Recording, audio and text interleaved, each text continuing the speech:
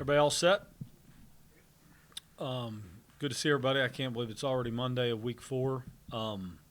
Thanks again to everybody that supported us this past Saturday in an early morning game.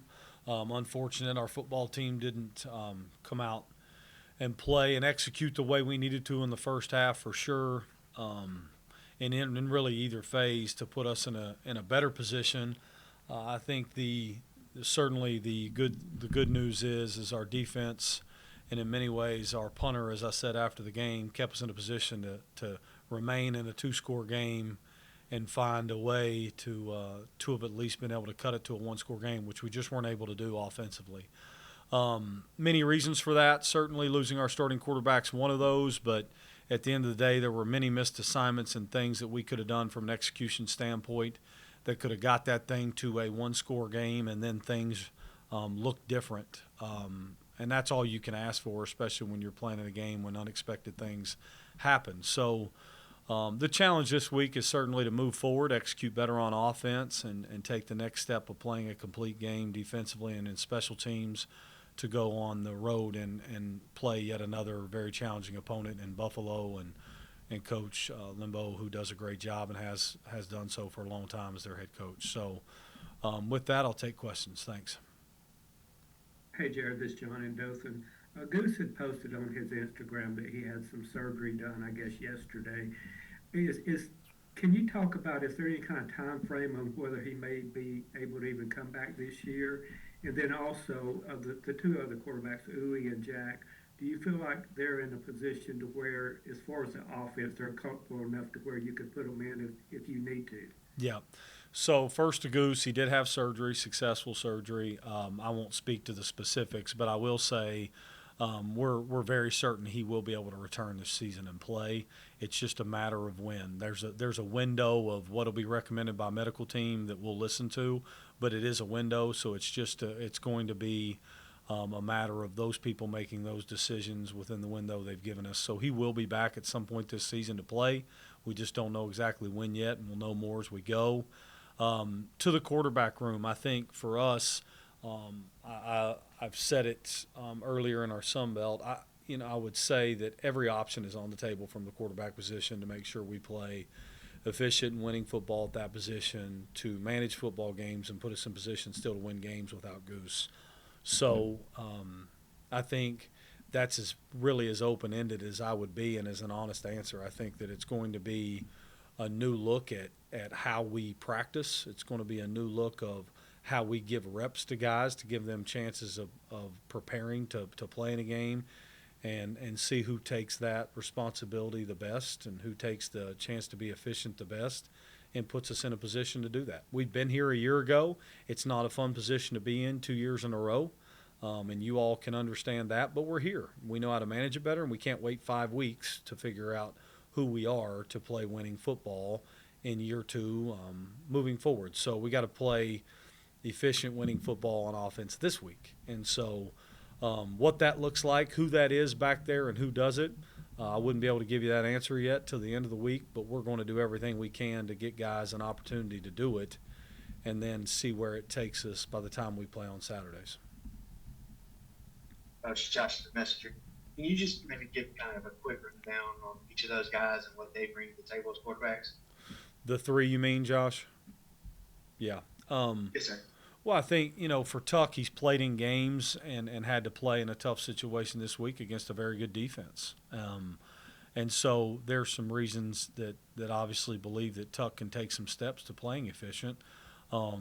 There's some pocket movement things and things he gives you that'll have to do it. He can still run our offense, and guys are very familiar with him. I think on the other side of things, it's that, Jack James is a true freshman, trying to figure out life as a student athlete in college and learning a new offense and those things, which puts him where a freshman would be, as you can imagine. And to Uwe's point, Uwe has played college football and entered games, which is the reason we went and got him when we had a void to fill. So that's probably the one we know the least about because he hasn't been in a competitive fire here at Troy yet and played. So we've got to give him some opportunities to grow with practice reps as well and see where we're at with him. So all 3 bring different things, but I really think that Uwe and Tuck clearly have had game experience, which puts them in the forefront of competing for the job and finding ways to, again, play efficient football for us. Hey, Coach Davis at WSFA. I mean, the guys that just gushed about Goose and his leadership leading up to this year, how frustrating is it for you, and I'm sure for him as well, have you talked to him, just about managing this injury and how you guys go forward?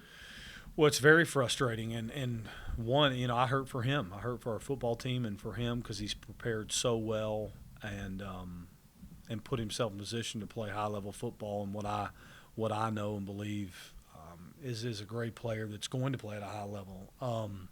So I hate it for him and for our football team. I think his leadership skills come out in many different ways, and I think you saw that really affect us during the game. When that happens. So, for us, it's going to be a matter of just helping him. Of course, I've talked to him several times since the game and through yesterday, and he's so mature.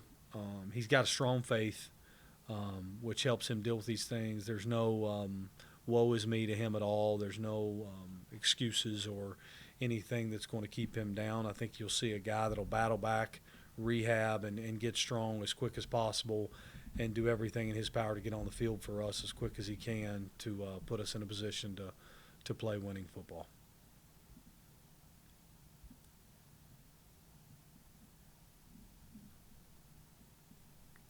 All right, Coach. So, turning to Buffalo, what are the challenges that you've seen from them on field so far? Yeah, I think the key for them is defensively they do a great job. They're very aggressive. Do a great job yucking up the front out of a 4-down front. They know how to fix all their problems. They're very systematic. They play extremely hard. They've got a great they've got a great linebacker and that plays Mike for them. Great edge rushers, and the secondary can run and is very physical and downhill. So the defense is, to me, where it starts. You have a head coach that's a special teams guy through and through. His entire background is that. They play great on special teams, and offensively they're explosive. They have great skill players to wide out position, a running back that's elusive and can go the distance and play a physical style up front. So I know that's to cover all three phases, but it's a reason that they're a top team in the MAC and is going to be a huge challenge for us again on the road.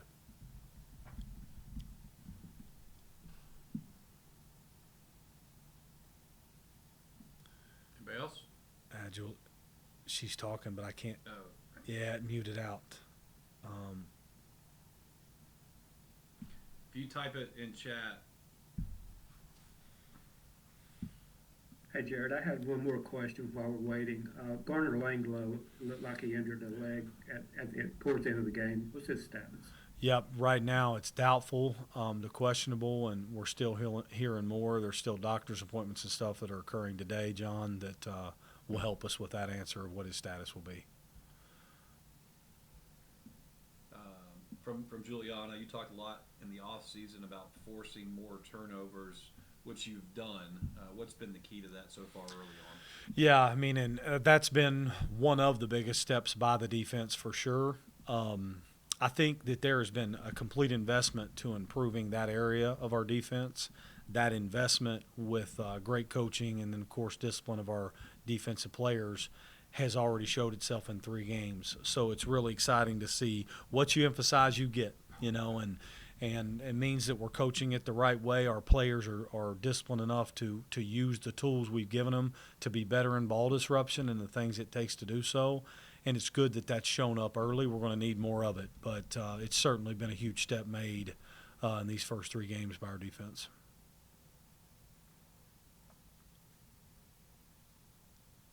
Anything else? All right, thanks. Okay. I think Sarah's trying to ask. No.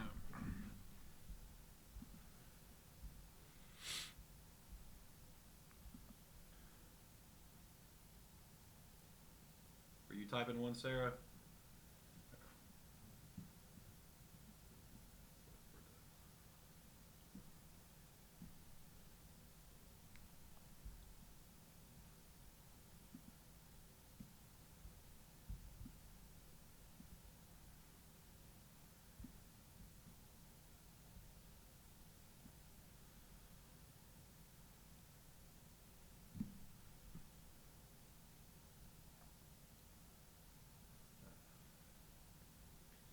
mentioned that you did not have the team fully prepared after the game on Saturday. How are you going to counteract that this week during practice to be ready for Buffalo?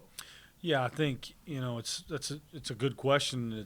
I've got to take responsibility when this thing doesn't go the way it's supposed to go. It falls on the head coach. I take full responsibility is what I meant by the statement after the game, but we all have to take responsibility for it. Tuesday we had a really good practice on Tuesday. Wednesday we had a really good start to practice, and then had issues come up that created distractions in how we finished the practice. We've got to get those fixed. Much like we played a really good half of football on defense. Well, we need to play 4 quarters. And so the challenge to me is how do we prepare our football team to play efficient, to play disciplined football, and execute. We can't just, we have to execute game plans start to finish or as best we can.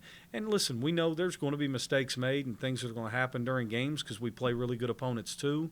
The whole key is how do we minimize the amount of mistakes and errors in our discipline and execution that'll give us the better chance of winning. So what that looks like is looking at everything we're doing, and of course looking how we practice, what the practice plan is, what are the areas that we're working through in our group work compared to our team work, and then looking at our plans as coaches and making sure what we're choosing to do in our game plans for our players, that those guys can execute those plans on game day, and making sure we're not covering too much material, but we have enough. So a complex answer and how to fix it.